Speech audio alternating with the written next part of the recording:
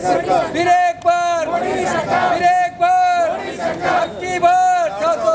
अब की बार नरेंद्र मोदी गारी नायकत्व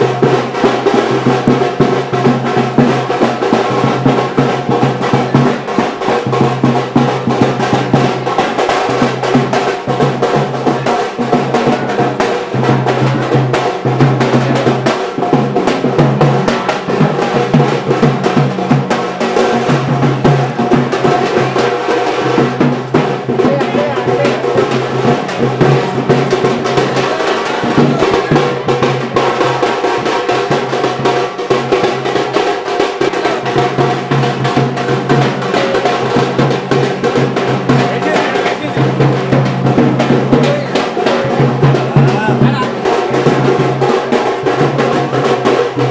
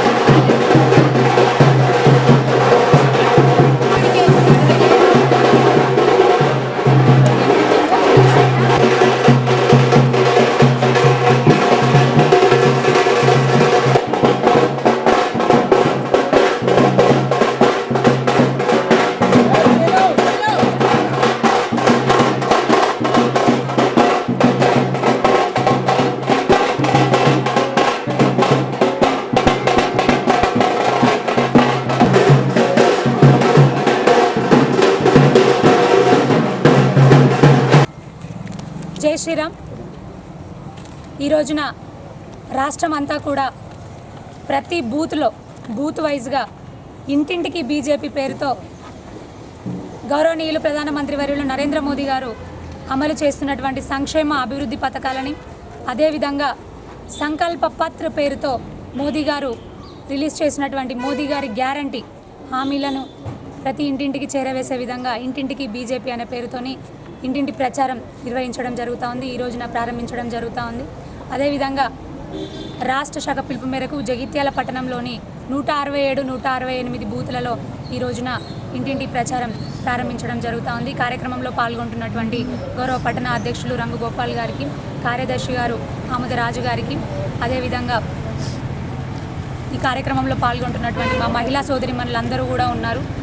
టౌన్ మహిళా మోర్చా టీం అంటేనే మంచి టీము, వాళ్ళందరూ కూడా ఉండడం జరిగింది. అదేవిధంగా బీజేపీ అంటేనే ఒక కుటుంబం, మా కుటుంబ సభ్యులందరూ, కార్యకర్తలందరూ కూడా రావడం జరిగింది. వారందరికీ, మీడియా సోదరులకు కూడా హృదయపూర్వక నమస్సుమాంజలు తెలియజేస్తూ ఉన్నాను.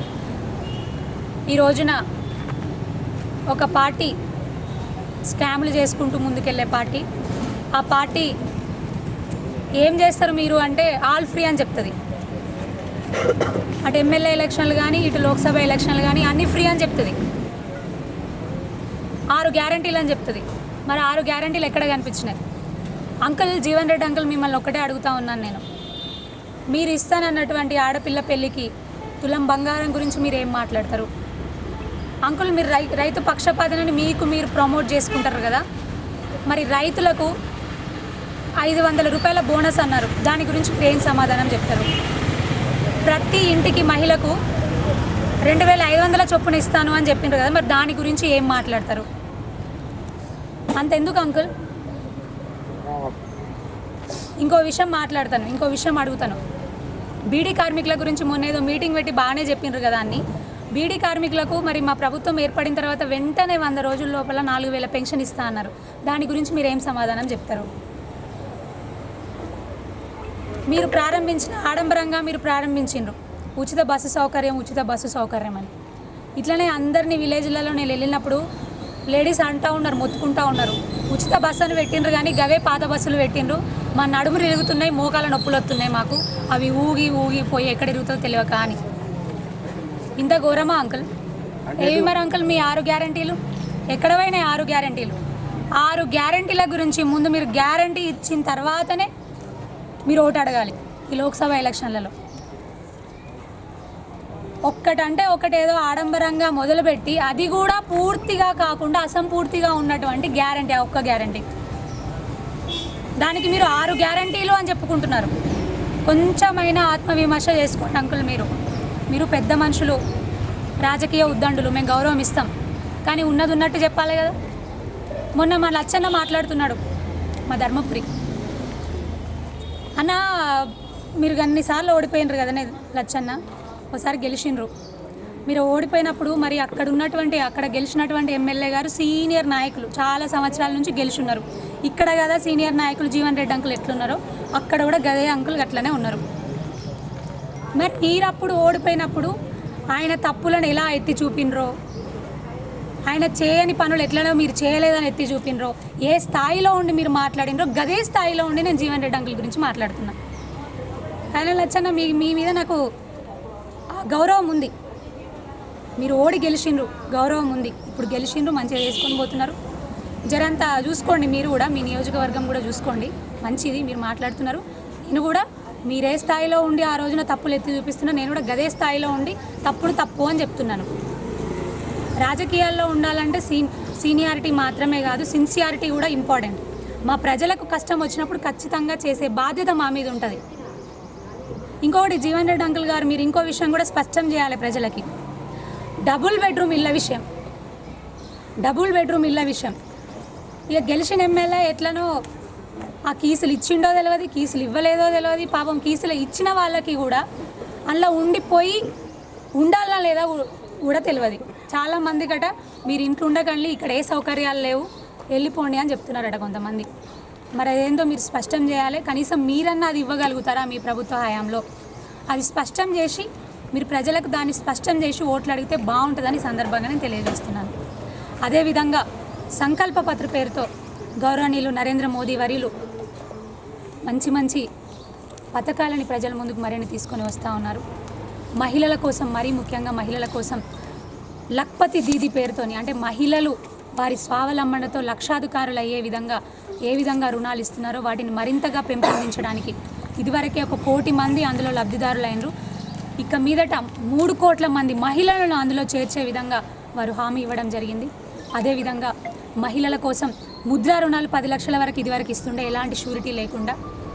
ధర్మపురి అరవింద్ అన్నని గెలిపించే బాధ్యత మనం తీసుకుందాము. వారికి మద్దతుగా మనందరము కూడా ప్రచారాన్ని హోరెత్తించి మరి ధర్మపురి అరవింద్ అన్నను మళ్ళీ పార్లమెంట్లో కూర్చోబెట్టే బాధ్యత మనం తీసుకుందామని మరొక్కసారి తెలియజేసుకుంటూ ఈ రోజున పాల్గొన్న ప్రతి ఒక్కరికి కూడా హృదయపూర్వక ధన్యవాదాలు తెలియజేస్తూ ఉన్నాను. ప్రజలందరికీ కూడా మనవి చేస్తూ ఉన్నాను, ఒక్కసారి ఆలోచించండి. ఎందుకంటే మాయ మాటలు చెప్పుకుంటూ ఆ పార్టీలు, ఇక ఉన్నది ఒక పార్టీ బీఆర్ఎస్ పార్టీ, అది ఎలాగో పోయింది, పనికిరాని ఎమ్మెల్యే అయిపోయిండు, అది ఎక్కడా లేని పార్టీ. ఇక ఉన్నది ఇంకో పార్టీ, మన అంకుల్ జీవన్ రెడ్డి అంకుల్ గారు. వారిని నేనేమనను, అన్నిటికీ వారే పోటీ చేస్తూ ఉన్నారు. కానీ దయచేసి ఒక్కసారి ఆలోచించండి.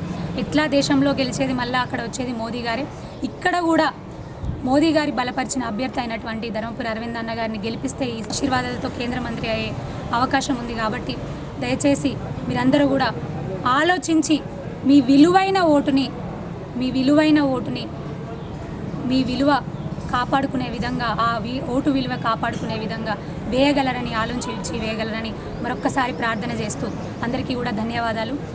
జై హింద్, భారత్ మాతా కీ జై.